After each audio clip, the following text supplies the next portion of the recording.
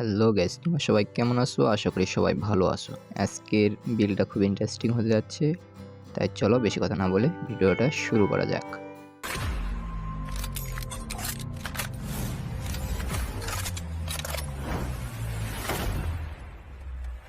আজকের এই auto furnish বিলটা তৈরির জন্য যা যা আইটেম প্রয়োজন সেটা এই সিস্টেমের মধ্যে আছে।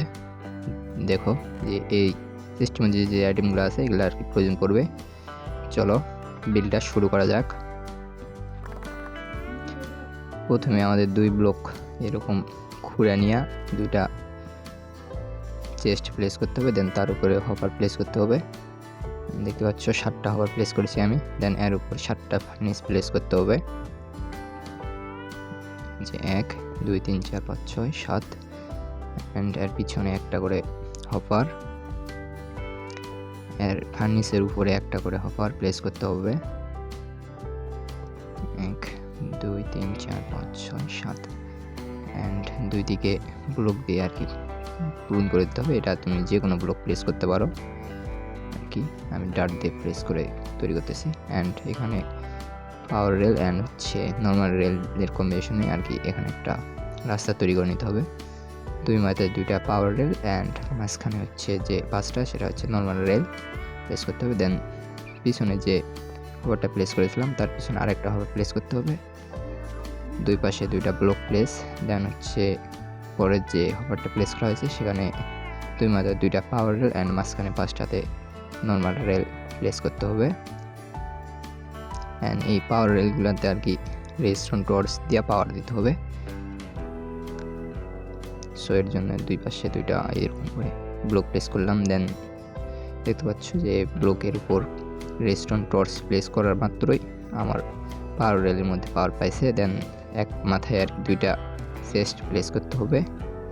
এই চেস্টের মাধ্যমে আর কি আমরা রোয়িং গ্রেড দিব, যার দ্বারা আর কি রোয়িং গ্রেডগুলো ফার্নিশের মধ্যে যায় আর কি পুরে আমাদের ইনগ্রেড পাবো আমরা আর কি, কপার হোক আয়রন হোক অ্যান্ড যাই হোক না কেন।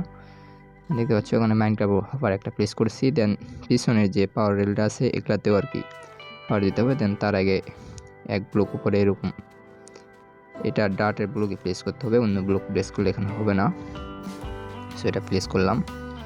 দেন পিছনে যেটা আছে এটাতে পাওয়ার দেওয়ার জন্য 2টা রেজিস্ট্রেশন টর্চ প্লেস করতে হবে এই দুই পাশে, অ্যান্ড এখানে একটা মাইনক্রাফট উইথ হপার প্লেস করতে হবে। দেন উপরে যে ডাট ব্লক আছে এখানে আমরা ব্যাম্বু প্লেস করব। সো দেখতে পাচ্ছ এইভাবে ব্যাম্বু আমাদের 7টা প্রয়োজন হবে, ব্যাম্বু প্লেস করব। দেন দুই পাশে লুকুচু করে এখানে আর কি ব্যাম্বু ফার্ম একটা তৈরি হবে। সো এর জন্যে আমি চারিদিকে আর কি প্লেসমেন্টটা তৈরি করে নিচ্ছি।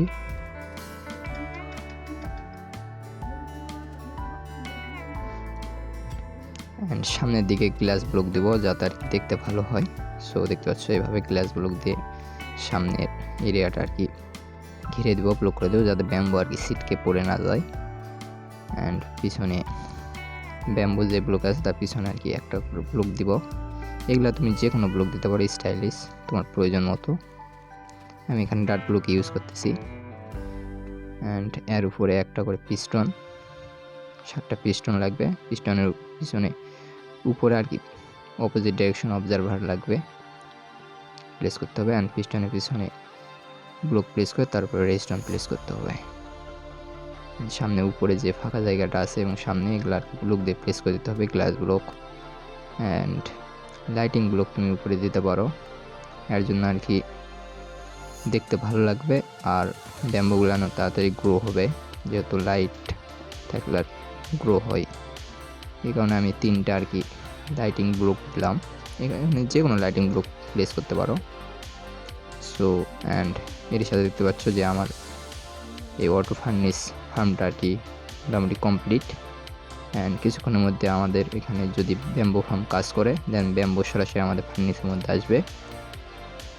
অ্যান্ড উপরে এই চেস্টে আমি রোয়িং গেট দিলাম। দেন দেখতে পাচ্ছ কিছুক্ষণের মধ্যে ওই যে দেখতে পাচ্ছ আমার হচ্ছে ব্যাম্বু ফার্ম কাজ করছে। অ্যান্ড এই কারণে ব্যাম্বু চলে আসছে এবং রোয়িং গেটগুলো পুইরা ইনগেটে রূপান্তর হচ্ছে এবং নিচের চেস্টে চলে যাবে। এখন শুধুমাত্র আমাদের কাজ হচ্ছে উপরের চেস্টে রোয়িং গেট দেওয়া, তাহলে হবে। আর কোনো কাজ নাই। সো এখন পর্যন্ত যারা যারা আমার ভিডিওটা দেখছো, ভিডিওটা কেমন লাগছে অবশ্যই কমেন্টে বলবা। চ্যানেলে নতুন হয়ে থাকলে চ্যানেলটা অবশ্যই সাবস্ক্রাইব করবা, একটা কমেন্ট অবশ্যই করতে পারো।